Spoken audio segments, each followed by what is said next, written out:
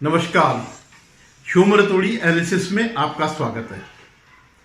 आज मैं चर्चा करूंगा सुप्रीम कोर्ट में जो अरविंद केजरीवाल के इंटरिम बेल अंतरिम जमानत पर जो चर्चा चल रही थी उसमें क्या हुआ और आगे क्या संभावना है।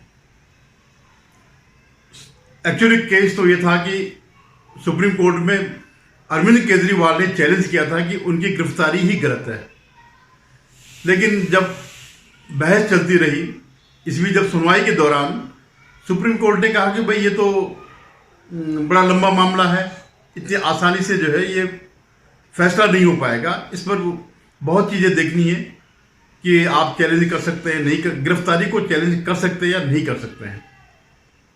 लेकिन आपने अब तक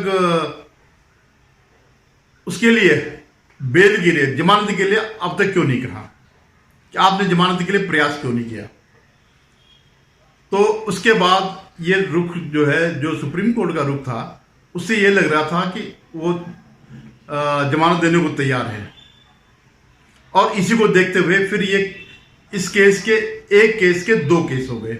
एक तो कि गिरफ्तारी वाला कि ये इलीगल गिरफ्तारी है, और दूसरा ये है कि इनको क्या चुनाव के दौरान अंतरिम जमानत मिल सकती है।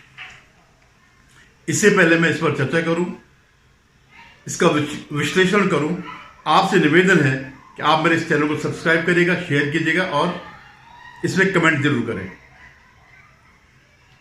तो मैं फिर अब मूल विषय पर आता हूं। हुआ क्या, आज ऑलमोस्ट इस पर फैसला आना था, और लास्ट टाइम पर जब इनके वकील ने, सिंघवी साहब ने जब अपनी दलीलें पूरी कर दी थी, तब उन्होंने 15 मिनट का टाइम दिया कोर्ट ने ईडी को अपनी बात रखने का।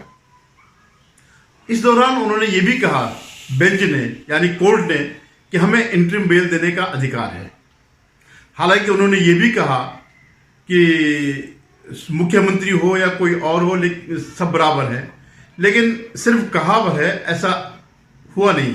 आज तक ऐसा नहीं हुआ कि वीवीआईपी को अलग ट्रीटमेंट मिला और आम आदमी को वही ट्रीटमेंट मिलता हो। जैसा आपने देखा होगा पवन खेड़े के मामले में उनकी गिरफ्तारी हो रही थी और सुप्रीम कोर्ट ने तुरंत जो है उनको वहां पर बेल दे दी। हालांकि केस क्लोज नहीं किया, लेकिन बेल दे दी। ऐसे ही हर जगह से लोअर कोर्ट से लेकर के हाई कोर्ट तक राहुल गांधी के खिलाफ मानहानि पर 2 साल की सजा हुई, जिसे अंतिम क्षणों में सुप्रीम कोर्ट ने स्टे कर दिया। तो आप ये मत समझिएगा कि सुप्रीम कोर्ट भेद नहीं करता आम आदमी में और वीवीआईपी में। और वीवीआईपी में भी जो है एक विशिष्ट वर्ग का वीवीआईपी यानी कांग्रेस और उसका जो एफिलिएटेड लोग हैं उसे समझते हैं, क्योंकि जो इकोसिस्टम है, जो ये कॉलेजियम है, ये उसी इकोसिस्टम से बन के आया है। ये कोई इस समय नहीं आया है। और जब इस कॉलेजियम सिस्टम के खिलाफ जब एक नेशनल जुडिशियल अपॉइंटमेंट कमीशन लाया गया, तो उसको सुप्रीम कोर्ट ने उसको टर्न डाउन कर दिया, उसको इलीगल घोषित कर दिया। खैर, अब वो आज उन्होंने जो है कि जो इनकी याचिका थी बेल की, मतलब इसी मामले के सेकंड पार्ट में, कि अंतरिम याचिका जब तक कि चुनाव होते हैं, चुनाव माने अंतिम फेज शायद 25 तारीख है, 23 तारीख तक प्रचार की वो है, तो उस समय तक के लिए इन्होंने बेल मांगी। तो ऑलमोस्ट ये तैयार थे, सुप्रीम कोर्ट के जज लोग तैयार थे कि इनको बेल दी जा सकती है। लेकिन इस बीच उन्होंने एक बात कही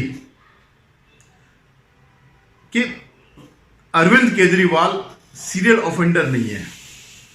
अब यह बहुत बड़ी बात है, क्योंकि इसी मामले में मनीष सिसोदिया को बेल नहीं हो पा रही है। इसी मामले में और जो इनके लोग और है, इसमें जो गवाह बने हैं या जो पकड़े गए हैं, उनको बेल नहीं हो पा रही है।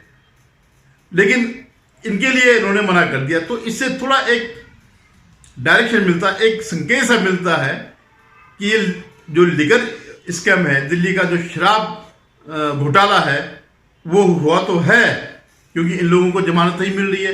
लेकिन उसमें केजरीवाल का सीधा इन्वॉल्वमेंट नहीं है। और क्योंकि केजरीवाल कहीं भी दस्तखत नहीं करते हैं, उनके पास कोई मंत्रालय नहीं है, तो यानी जो कुछ भी हुआ है, जो पॉलिसी जो बनी है, अभी तक इस बात का कोई सबूत नहीं मिला कि इसमें मुख्यमंत्री के दस्तखत हैं। ये तो प्रूफ है, ये प्रूव्ड है कि इसमें घोटाला हुआ है, और जो दलाल थे या बीच में जो लोग थे उनको फायदा पहुंचाने के लिए ये सब किया गया। उनकी राय ली गई, उनके मशवरे से ये पॉलिसी बनाई गई और पैसे का लेन देन हुआ। और वो कल दिनेश चौहान करके एक वकील है जो इनको साउथ कार्टर से लेकर के इनको पैसा पहुंचाता था, अभी तक उसके पास भी अभी भी पैसे मिले, 2-3 साल हो गए, लेकिन अभी भी 1 करोड़ समथिंग मिला। तो ये जो है ये खतरे का संकेत है मनीष सिसोदिया और उसके साथ जितने लोग इसमें इन्वॉल्व हैं। क्योंकि अभी तक बाद में भले कुछ टर्न ले, जैसे कि आम आदमी पार्टी को फायदा पहुंचाया, तो आम आदमी पार्टी के कन्वीनर केजरीवाल है, उनको भी इसमें सजा मिलनी चाहिए। या क्योंकि ये सजेशन भी कोर्ट ने दिया था कि भाई असली मुजरिम तो पार्टी है, पैसा तो पार्टी को गया है, तो फिर आप उसको क्यों नहीं बना रहे। तब जाकर के शायद ईडी ने जो है इनके खिलाफ भी इनको भी चार्जशीट बनाएंगे या कर दी है, जिसमें केजरीवाल को मुख्य आरोपी बनाया जाएगा, क्योंकि वो आम आदमी पार्टी के वो थे, कन्वीनर है, और जब से पार्टी बनी है तब से कन्वीनर है। यानी जो भी पाप इस पार्टी में हुआ है वो सब इनके खाते में जाएगा, वो सब जो है इनका किया धराया है। इस बीच तो जो उन्होंने कहा कि 15 मिनट बाद हम आज ही फैसला देंगे, वो फैसला फिर रुक गया। क्यों रुक गया? क्योंकि ईडी ने कुछ ऐसे सबूत रखे जिससे कि कोर्ट को पुनर्विचार करना पड़ा। आज के आज न देने के उन्होंने कहा कि हम 2 दिन बाद देंगे या अगले हफ्ते भी इसमें सुनवाई करेंगे, तभी फैसला देंगे। जो फैसला माना गया था कि सुरक्षित हो गया है, लेकिन लगता है कि पुनर्विचार हो रहा। कुछ न कुछ ऐसी विस्फोटक जानकारियां ईडी ने जो दी है जो इनके सपने पर पानी फेर सकता है। या तो ये हमेशा के लिए अंदर रहेंगे, या अगर कोर्ट को लगा तो जमानत, इंतरिम जमानत दे सकते हैं 15 दिन के लिए, जब तक कि ये चुनाव प्रचार है।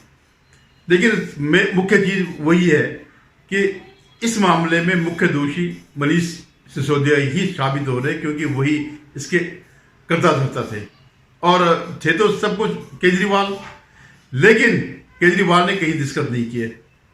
मतलब वो तो उन्होंने पल्ले झाड़ दिया कि मुझसे तो कोई मतलब ही नहीं है, ये जो भी किया है इन्होंने किया है। लेकिन इसके अलावा एक चीज और भी है, जब सुप्रीम कोर्ट ये कहता है कि ये सीरियल ऑफेंडर नहीं है, तो इस बीच दिल्ली की सरकार ने, आम आदमी पार्टी की सरकार ने, इतने घोटाले सामने आ चुके हैं, हर मामले में घोटाले। धोखा हो गया इस देश के साथ बहुत बड़ा। बंद कर दो सीबीआई, बंद कर दो एनफोर्समेंट डायरेक्टोरेट, बंद कर दो सारी जांच एजेंसियां, बंद कर दो एसीबी। अगर तुमसे जांच नहीं होती तो जांच करानी है, सोनिया गांधी को गिरफ्तार करो, 2 दिन उसका इंटेरोगेशन करो, देखो पता चल जाएगा किस किसने रिश्वत ली और किस किसने। जिसमें कि बगैर मुख्यमंत्री का रोल का कुछ हो नहीं सकता, और सब कोर्ट में चल रहे हैं, एक के बाद एक सारी चीजें चल रही है।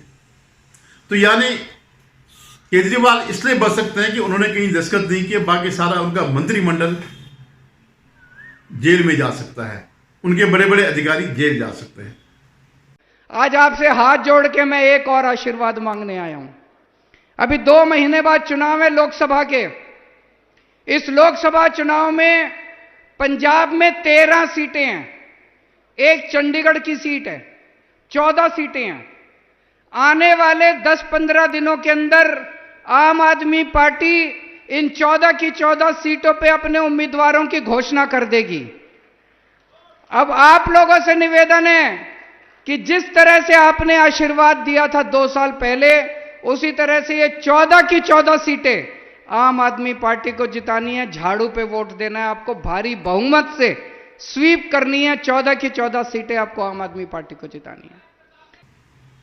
कई जो ये भर्तियां करते हैं, अभी जो स्वाति मालीवाल के विभाग में जो भर्तियां हुई बगैर किसी नॉर्म्स के, इससे पहले भी जो गार्ड की भर्तियां थी बगैर किसी जो सेफ्टी होकर के बसों में था, ऐसे ही उसका ये जो डायग्नोसिस लैब है जिसमें अशिक्षित लोगों को से ये काम करवा रहे थे।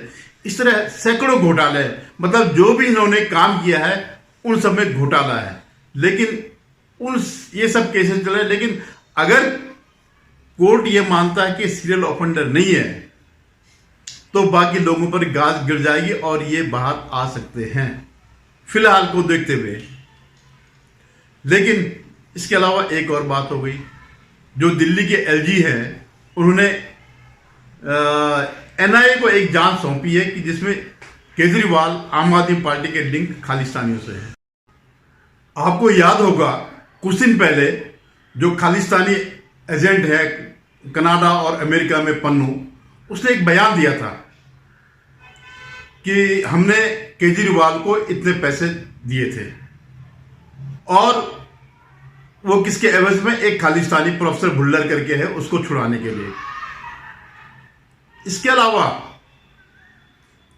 ये सिर्फ एक बयानबाजी ही नहीं है, उसी आधार पर केजरीवाल ने लेटर भी लिखा था केंद्र को कि हम जो है कि इन प्रोफेसर साहब को छोड़ दिया जाए, और खालिस्तानियों को भी पत्र लिखा कि हमने इस पर जो है हम एक्शन ले रहे हैं। यानी इनका पूरा सीधा संबंध स्थापित होता है खालिस्तानियों से, और खालिस्तानी माने इस देश को टुकड़े टुकड़े करने वाले। तो ये जब जांच आएगी हो सकता और जांच में छूट जाए, लेकिन ये जो जांच आएगी उसमें डायरेक्टली केजरीवाल इन्वॉल्व है और ये उनके कैरियर का अंतिम हो सकता है, अंतिम पड़ाव हो सकता है, और हो सकता है उन्हें लंबी सजा भी खानी पड़े। उनको जो है जेल से बाहर निकलना बड़ा मुश्किल हो जाएगा।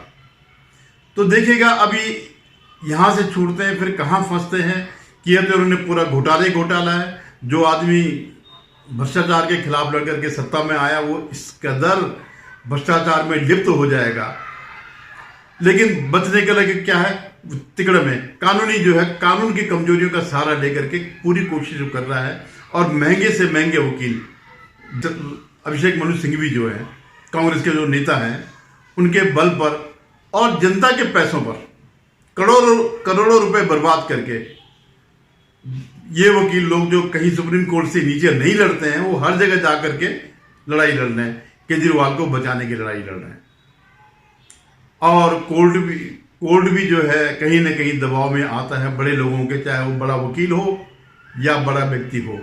हालांकि केजरीवाल तो कहीं से बड़ा नहीं है, जो कर्म है उस हिसाब से तो सबसे घोटालेबाज है, लेकिन पता नहीं क्यों जो है उनको नहीं लगता है कोर्ट को ये ऑफेंडर है या सीरियल ऑफेंडर है। लेकिन हो सकता है जिस दिन सारे केस एक एक करके अल्टीमेटली तो सुप्रीम कोर्ट में ही जाने हैं, तब शायद उनको एहसास होगा कि हाँ हमने एक सीरियल ऑफेंडर को बेल दे करके बड़ी गलती करी। देखिएगा अभी 2-3 दिन में परसों पता चल जाएगा, या एक आध डेट आगे अगर माना ईडी के सबूत कुछ सब्सटेंशियल होते हैं, उनको अनदेखा करना कोर्ट के लिए जो है मुश्किल हो सकती है उनको अनदेखा करना। तो शायद 1 तारीख और भी पड़ जाए, या हो सकता होगा कि ठीक है आप बेल के लिए जो है लोअर कोर्ट चले जाए। और तो जो कुछ भी ये इस बीच जो हो रहा है, चुनाव तब तक शायद निपट जाएगा। अब तो यही महीना रह गया, इस महीने में भी जो है आज तीसरा फेज खत्म हो गया, 4 रह गए। तो इस बीच देखिए क्या क्या होता है। धन्यवाद। आपसे पुनः निवेदन है कि मेरे इस चैनल को जरूर सब्सक्राइब करें।